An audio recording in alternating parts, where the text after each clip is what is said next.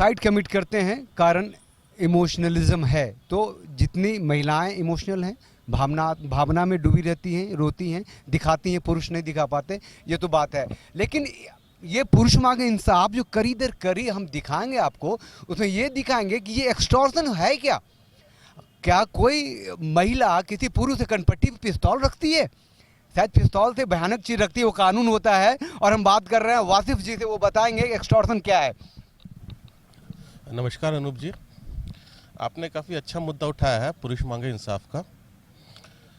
मैं आपको ये बताना चाहूँगा कि जब से हमारे यहाँ जो कानून बने हुए हैं, एक तरफा कानून बने हुए हैं, जैसे 498 हो गया, डोमेस्टिक वायलेंस एक्ट हो गया, आजकल वर्क प्लेस हैरेसमेंट बिल आ गया है, आपका रेप लॉ इतना मिसयूज़ हो रहा है, ये सब एक एक्सटॉर्शन का जरिया बन रहा है। मैं बताता हूँ कैसे होता है।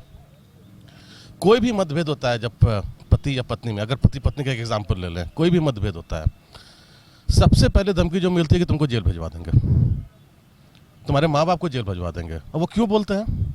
क्योंकि एक कंप्लेंट होती है, पुलिस पहले जो होता था और आज भी काफ़ी हद तक होता है, पुलिस आती है, ना कंप्लेंट देखती है सही है, ना क्या गलत है, ना इन्वेस्टिगेशन करती है, उठा के अरेस्ट करके थाने में बंद कर देती है।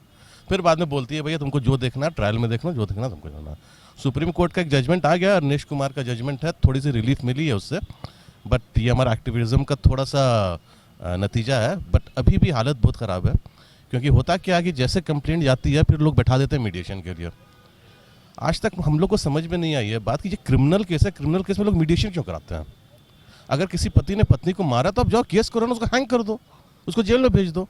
लेकिन उनको अंदर से पता है ये सारे केस झूठे हैं। तो किस तरह से इस औरत को, ये सिस्टम की मैं बात कर रहा हूँ, कैसे पैसा दिलाया जाए और उसकी तरफदारी की जाए। उसको बैठा देते हैं, बोल देते हैं भाई तुमको बेल नहीं देंगे हम, आपको अब जाओ, कितना इतना पैसा दो, 2 लाख दो, 4 लाख दो, 5 लाख दो।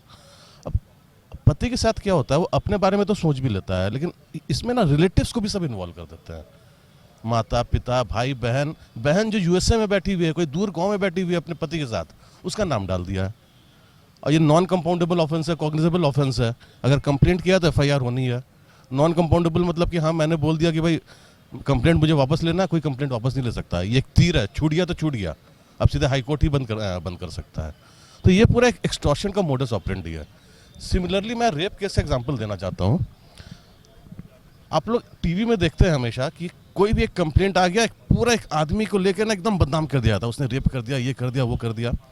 जब सच निकल कर आती है तो सच कहते हैं कोई नहीं बताता है। और सच ये होता है, जो दिल्ली का केस स्टडी है, ये हिंदी न्यूज़पेपर ने किया था, उसके एक जर्नलिस्ट ने किया था। उसने दिल्ली के 600-700 जितने भी एफआईआर रजिस्टर हुए थे उसकी स्टडी की थी। उसमें यह पाया गया था कि 80% जो केस होते हैं, या तो लड़का लड़की भाग गए होते हैं, या तो लिव इन रिलेशनशिप में होते हैं, उनका अफेयर टूट गया होता है और उसको प्रॉमिस ऑफ मैरिज में डाल देते हैं। बाकी 10-15% में 1-2% ऐसे होते हैं जो स्ट्रेंजर वाले होते हैं।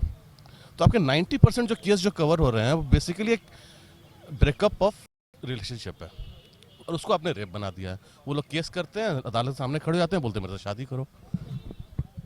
ये सब कुछ जो कुछ वासिफ जी ने कहा है, उसको एक लबोलाब मैं आपको ये बताऊं